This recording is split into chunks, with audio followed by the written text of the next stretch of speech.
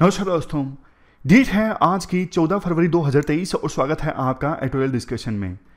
आज तीन इश्यूज हम डिस्कस करेंगे, तीनों द हिंदू के। सबसे पहले आर्टिकल हम डिस्कस करेंगे, पार्लियामेंट में विभिन्न एमपीज की स्पीच से कई बार जो वर्ड एक्सपंज कर दिए जाते हैं, वर्ड्स निकाल दिए जाते हैं, ये बोलकर कि वो वर्ड्स अनपार्लियामेंट्री हैं, इनडिसेंट हैं। क्या रूल्स हैं, कब वर्ड्स को निकालना चाहिए, कब नहीं निकालना चाहिए, डिटेल से इस आर्टिकल में डिस्कस करेंगे। दूसरा आर्टिकल वरुण गांधी का अर्बन प्लानिंग से संबंधित है। यहां पे तीसरे आर्टिकल में कुछ पॉइंट्स निकलते हैं कॉन्स्टिट्यूशनल ओथ से संबंधित, या फिर यानी संविधान की जो शपथ ली जाती है उससे संबंधित। डिस्कशन हम स्टार्ट करें उससे पहले एक कोट है जिस पर एथिक्स में क्वेश्चन पूछा जा सकता है। The worst form of inequality is to try to make the unequal things equal.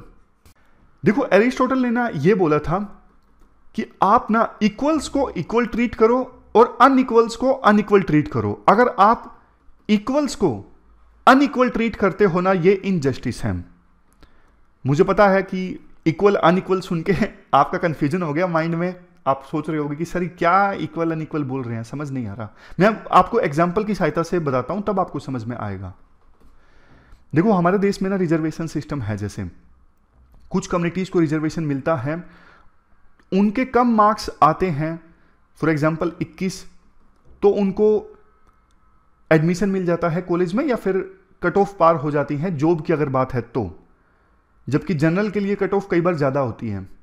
For example reserve categories के लिए कट ऑफ 21 है, तो फॉर एग्जाम्पल जनरल कैटेगरीज के लिए, ओपन कैटेगरीज के लिए कट ऑफ है 30। तो ये केस क्या है? ये केस है कि इसमें अनइक्वल्स को इक्वल ट्रीट किया जा रहा है। समझ गए? अनइक्वल्स को इक्वल ट्रीट किया जा रहा है। इस केस में रिजर्व कैटेगरी का स्टूडेंट था ए, उसके मार्क्स थे 21, फिर भी उसका एडमिशन हो गया। और कोई जनरल कैटेगरी का स्टूडेंट था, उसके मार्क्स थे 30, तभी एडमिशन हुआ। जबकि 29 मार्क्स वाले पर्सन का जनरल कैटेगरी का तो एडमिशन हुआ ही नहीं। तो ये केस क्या है? अनइक्वल्स को इक्वली ट्रीट किया जा रहा है। दो लोग ए और बी के मार्क्स 29 थे, बी का एडमिशन नहीं हुआ। ए जो स्टूडेंट था वो रिजर्व कैटेगरी से था, उसके 21 मार्क्स आए, उसका एडमिशन हो गया। अब आप सिचुएशन समझ गए, कोर्ट समझ गए। इस केस में क्या है?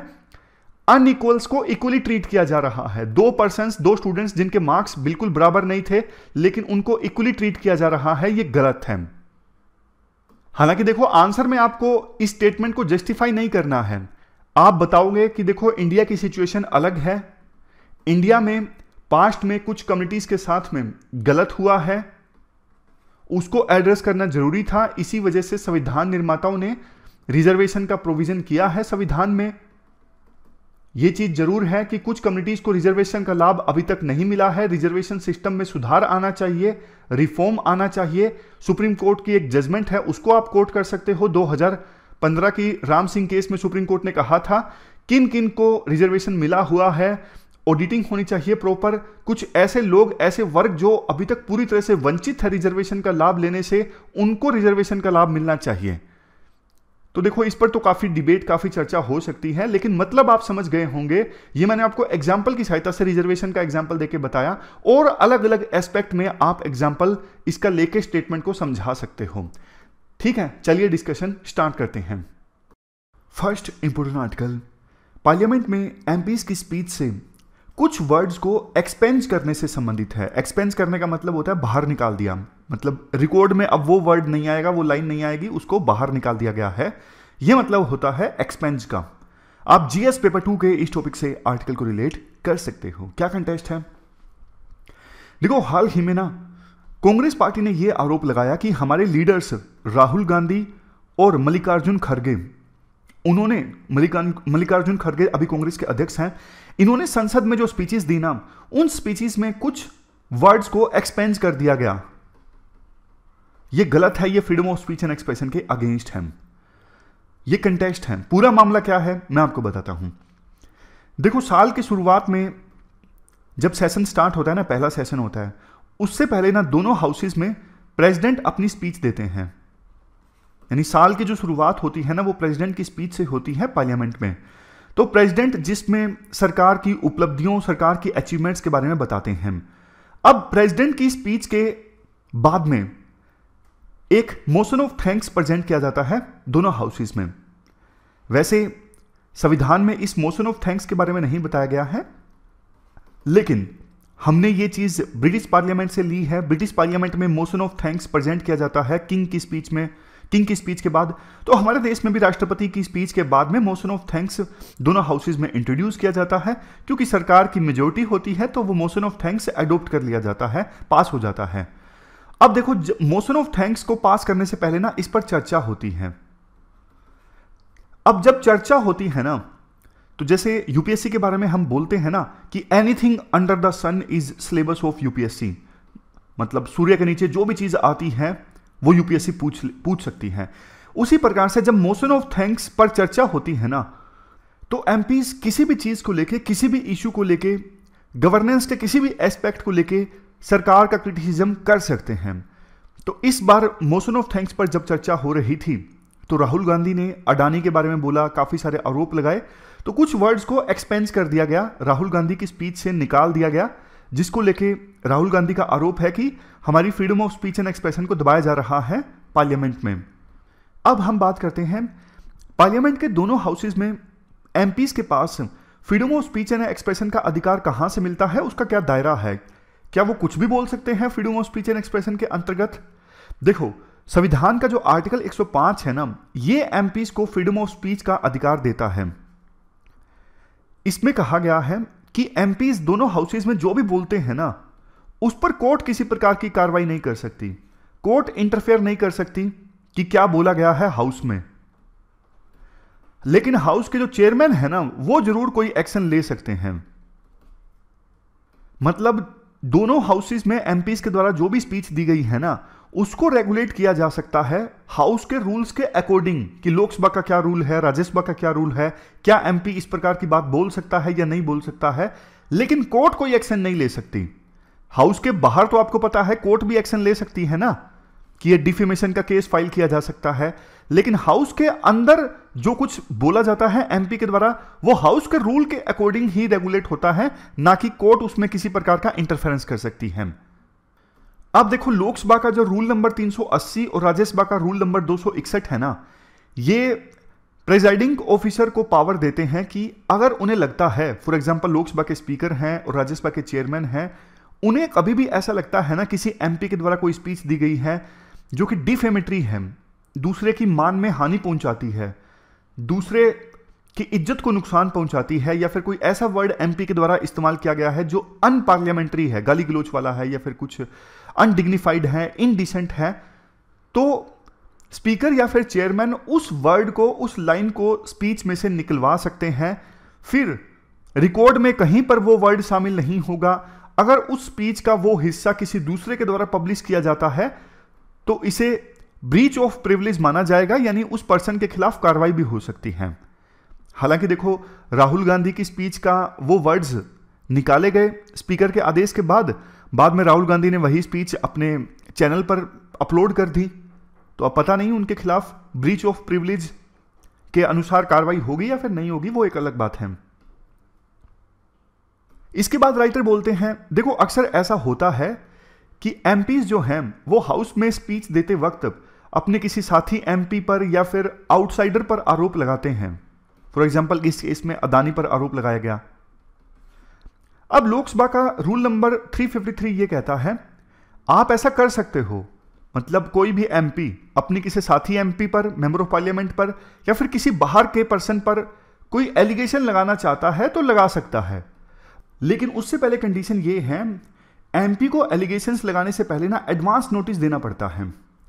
समझ गए? मतलब साथी एमपी पर या फिर आउटसाइडर पर एलिगेशन लगाने पे रोक नहीं है, बट एलिगेशन लगाने से पहले आप एडवांस नोटिस दो। एडवांस नोटिस देने के बाद में जो मिनिस्टर होता है, वो मिनिस्टर देखो इंक्वायरी कंडक्ट करवाता है या फिर करवाती हैं, फैक्ट्स के साथ आता है, और जब एमपी एलिगेशन लगाते हैं ना, तो मिनिस्टर बताता है कि देखो आपने जो एलिगेशन लगाए हैं उस पर फैक्ट्स ये हैं।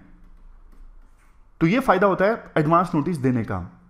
और देखो एक चीज, एडवांस नोटिस सिर्फ तभी देना होता है जब आप किसी दूसरे एमपी या फिर आउटसाइडर के ऊपर डिफेमेशन वाले एलिगेशन लगा रहे हो, यानी ऐसे एलिगेशन लगा रहे हो जिससे दूसरे फेलो एमपी की या फिर आउटसाइडर की मान में हानि हो, उसकी इज्जत खराब हो जाए, तभी एडवांस नोटिस देना पड़ता है, अदरवाइज नहीं।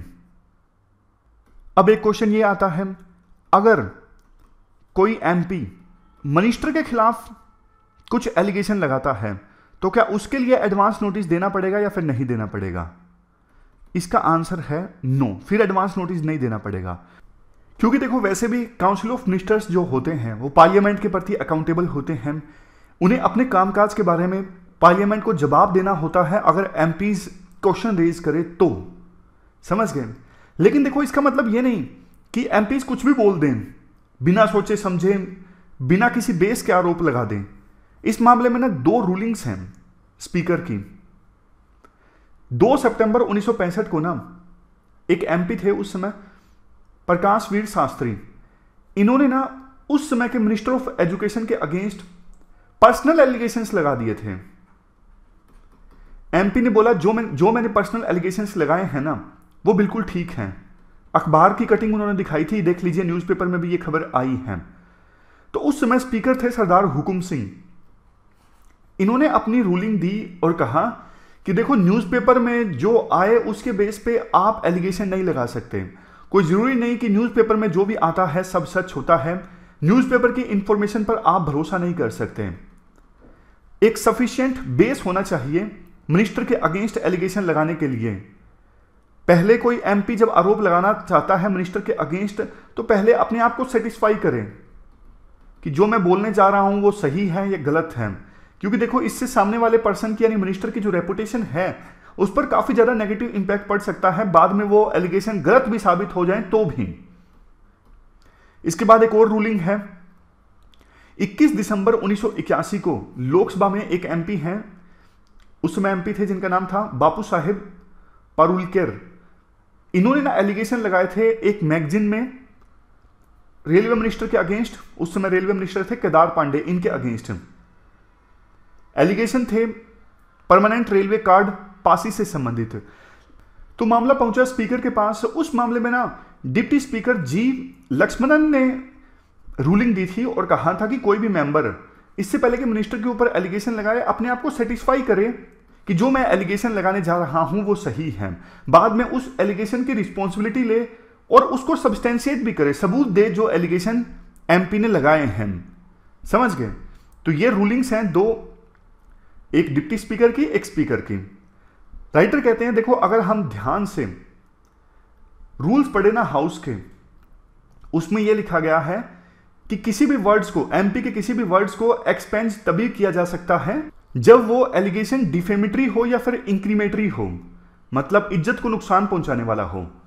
लेकिन देखो, आईपीसी के 499 में यह बोला गया है, पब्लिक सर्वेंट जो ड्यूटी करता है ना, तो पब्लिक सर्वेंट के ड्यूटी के ऊपर कोई टिप्पणी की जाती है तो इसे डिफेमेशन नहीं माना जा सकता। तो मिनिस्टर के कामकाज के ऊपर टिप्पणी करना यह डिफेमेशन नहीं है आईपीसी के अकॉर्डिंग। अगर रूल्स की बात करें, लोकसभा के रूल्स की, अगर कोई स्टेटमेंट दी जाती है मिनिस्टर के अगेंस्ट, क्योंकि मिनिस्टर भी एक पब्लिक सर्वेंट है, तो मिनिस्टर के कामकाज के अगेंस्ट कोई स्टेटमेंट दी जाती है तो ये रूल नंबर 353 या फिर रूल नंबर 380 के अंतर्गत मिसचीफ नहीं कहलाता है। लास्ट में कंक्लूजन में राइटर ये कहते हैं, देखो, जो स्पीकर या फिर चेयरमैन है ना, ये जरूर देखें कि जिस वर्ड्स को आप एक्सपेंज कर रहे हो क्या वो क्रिटिकल कमेंट्स हैं या फिर डिफेमेटरी हैं। मिनिस्टर के कामकाज पर सवाल उठाना, इसे डिफेमेटरी नहीं कहा जा सकता। आप पहचान कीजिए वर्ड्स क्रिटिकल हैं या फिर डिफेमेटरी हैं। अगर देखो आप क्रिटिकल वर्ड्स को एक्सपेंज कर देते हो तो ये तो फिर फ्रीडम ऑफ स्पीच जो मेंबर्स के द्वारा एंजॉय की जाती है उसको नुकसान पहुंचाने वाली बात है, आप ऐसा मत कीजिए। ये पूरा आर्टिकल हमने डिस्कस किया, चलते हैं आगे।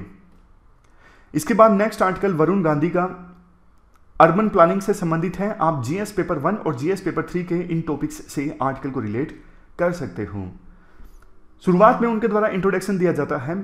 24 दिसंबर 2009 को उत्तराखंड के जोशीमठ में एक टनल में बोरिंग मशीन टकरा गई, किससे? एक्वीफायर से।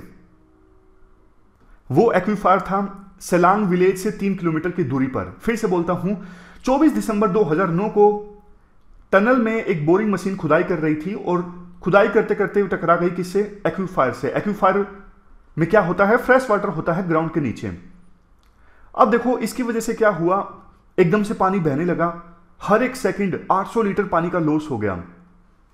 मतलब बहुत ज्यादा पानी का लॉस हुआ, जिससे लाखों लोगों की पानी संबंधित जो जरूरतें हैं उनको पूरा किया जा सकता था। बाद में धीरे धीरे वहां पर ग्राउंड वाटर सोर्सेज जो हैं ड्राई होने स्टार्ट हो गए। इसके बाद देखो जोशीमठ के पास तपोवन विष्णुगढ़ डैम बना, और अब तो जोशीमठ के हालात क्या हैं आप सबको पता है। वहां पे जमीन जो है वो धंस रही है। हिली अर्बन इंडिया में देखो लैंड सब्सिडेंस यानी जमीन धंसने की जो घटनाएं हैं वो काफी बढ़ गई हैं। खास करके सिक्किम में, वेस्ट बंगाल में, उत्तराखंड में बहुत एरिया लैंड सब्सिडेंस के वल्नरेबल है। वहां पे जमीन धंस सकती है, वो एरिया काफी वल्नरेबल है। पूरे देश में 12.6% एरिया ऐसा है जो बहुत ज्यादा वल्नरेबल है लैंड सब्सिडेंस के यानी जमीन के धंसने के। अर्बन पॉलिसी जो है हमारे देश में काफी ज्यादा खराब है। हिली एरियाज में यहां वहां हर जगह कंस्ट्रक्शन देखने को मिलती है। इन्वायरमेंटल फैक्टर्स को इग्नोर कर दिया जाता है। इवन जियोलॉजिकल फैक्टर्स को भी ध्यान में नहीं रखा जाता कंस्ट्रक्शन करते वक्त। इसके बाद राइटर के द्वारा हिमालयन टाउन्स और वेस्टर्न घाट के टाउन्स की बात की जाती है। वहां पे भी देखो लैंड को कैसे यूज किया जाए, इससे संबंधित प्लानिंग काफी ज्यादा खराब है। इस वजह से पहाड़ जो हैं हिमालयन रीजन में और वेस्टर्न घाट्स में पहाड़ों के स्लोप्स की स्टेबिलिटी काफी ज्यादा बिगड़ गई है। मतलब स्लोप्स जो हैं पहाड़ों के काफी इनस्टेबल हो गए हैं, क्योंकि टनल्स खोदी जाती हैं, कंस्ट्रक्शन चलती है, यहां वहां पहाड़ से रास्ता बनाने के लिए ब्लास्ट किए जाते हैं। इस वजह से रॉक फॉर्मेशन काफी वीक हो गया है और समय समय पर लैंडस्लाइड्स आते रहते हैं। लैंडस्लाइड्स मतलब पहाड़ की जमीन इस प्रकार से खिसक जाती है, रास्ते बंद हो जाते हैं। ये चीजें काफी ज्यादा आम हो गई हैं। कायदे से देखो होना ऐसा चाहिए कि जो भी हाई लैंडस्लाइड रिस्क जोन है ना, वहां पे फर्दर इंफ्रास्ट्रक्चर को एक्सपेंड ना होने दिया जाए। जितनी कैरिंग कैपेसिटी है हिली एरियाज में उसी के हिसाब से कंस्ट्रक्शन हो, उससे ज्यादा नहीं। जैसे एग्जांपल दिया जाता है मिजोरम की राजधानी आइजोल का। आइजोल देखो सिस्मिक जोन 5 में आता है। यहां स्लोप्स काफी ज्यादा स्टीप हैं, काफी ज्यादा अर्थक्वेक और लैंडस्लाइड प्रोन ये एरिया है।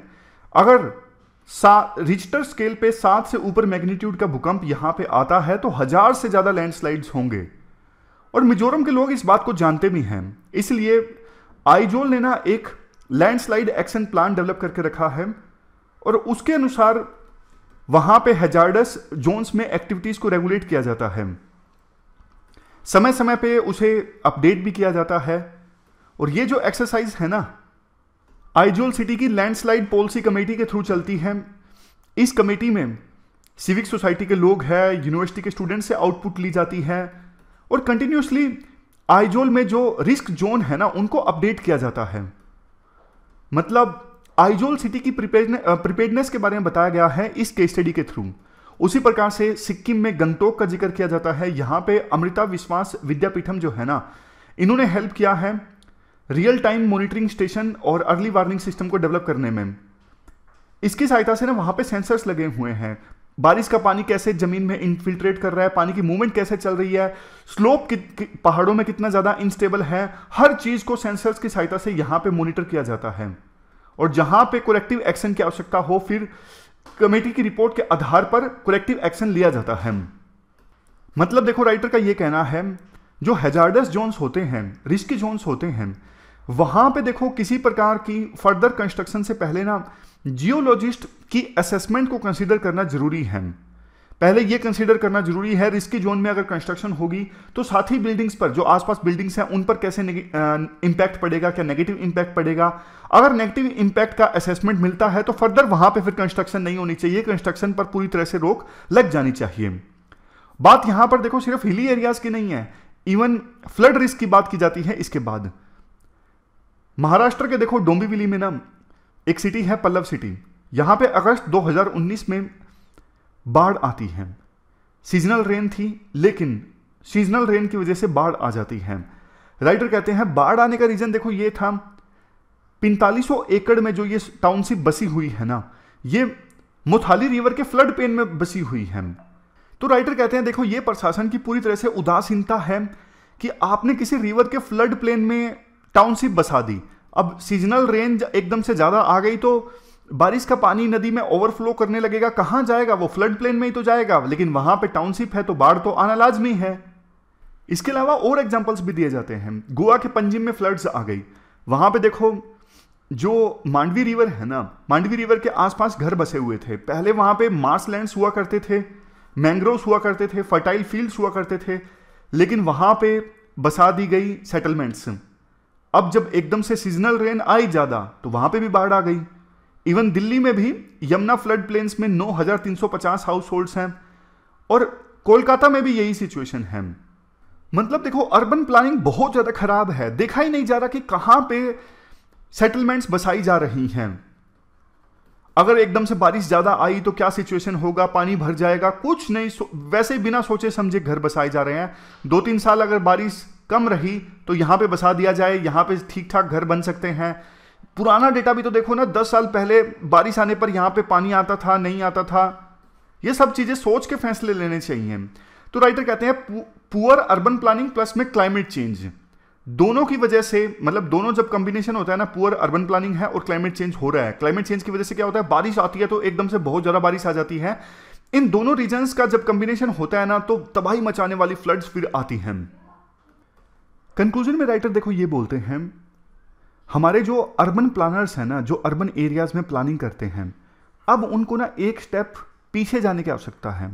वो इस प्रकार से प्लानिंग ना करें कि रिवर को कैसे फिल किया जाएगा, खाली मतलब रिवर के आसपास की जो जगह है वहां पे कंस्ट्रक्शन कैसी होगी, कैनल्स के आसपास की जगह है वहां पे कंस्ट्रक्शन कैसी होगी। बजाय इसके अर्बन प्लानर्स को ऐसी प्लानिंग करनी चाहिए कि सीवरेज का नेटवर्क और ज्यादा मजबूत कैसे बनाया जाए, स्टॉर्म वाटर यानी एकदम से तूफान में बारिश आती है, बारिश का पानी वो कैसे आसानी से ड्रेन हो जाए, उसका नेटवर्क कैसे और ज्यादा मजबूत बनाया जाए।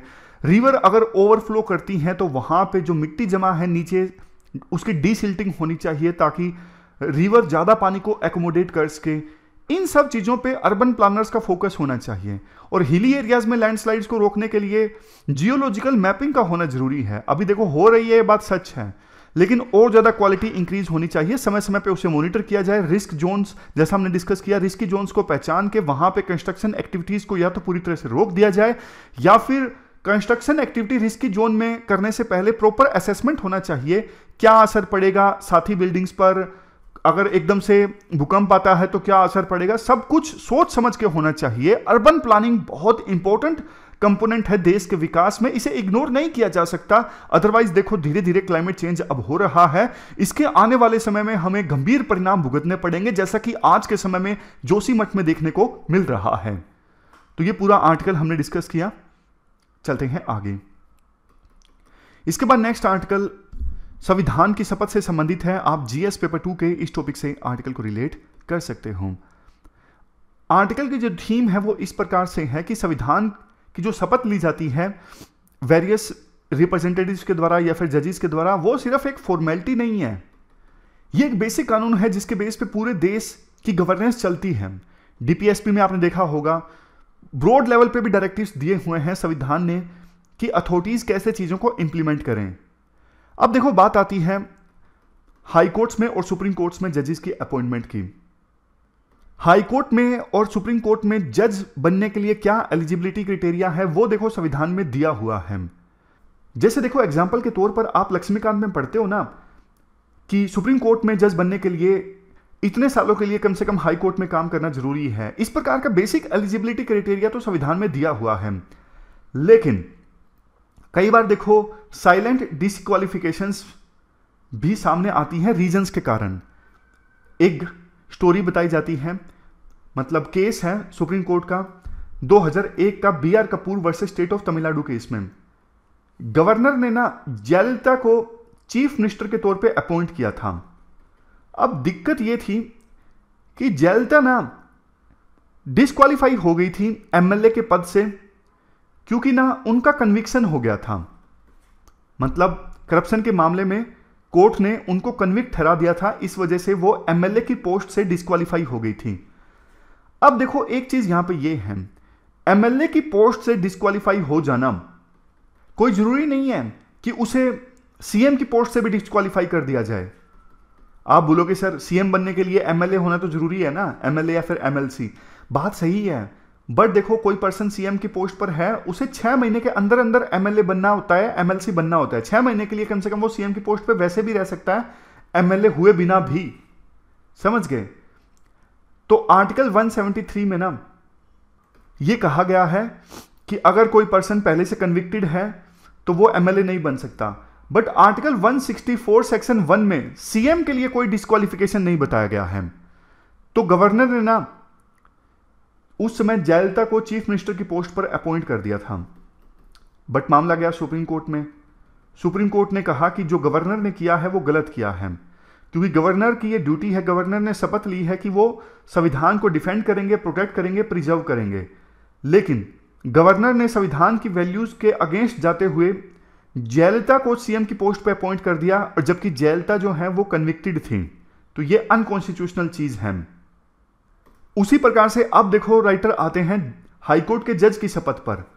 संविधान के शेड्यूल 3 में ना हाईकोर्ट के जज जब शपथ लेते हैं ना, वो संविधान के प्रति निष्ठा को डिक्लेयर करते हैं, बोलते हैं कि वो अपनी ड्यूटीज को परफॉर्म करेंगे बिना फियर, फेवर, इलविल और अफेक्शन के।